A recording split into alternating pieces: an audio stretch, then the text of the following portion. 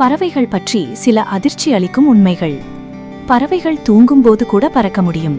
சில பறவைகள், உதாரணமாக கடல் பறவைகள், ஒரு மூளையை மட்டும் ஓய்வில் வைத்துக்கொண்டு மற்ற பகுதியை செயல்படுத்தி பறக்கத்தான் செய்கின்றன.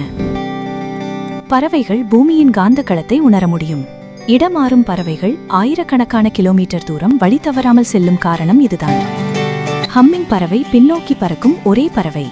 இது முன்புறம் மட்டுமில்லாமல் பின்னோக்கியும் மேலேயும் கீழேயும் பறக்க முடியும். ஒரு பறவையின் முட்டையின் நிறம் அதன் வாழும் இடத்தை பொறுத்தது. மரங்களில் இருக்கும் பறவைகள் பொதுவாக வண்ணமயமான முட்டைகள் இடும்.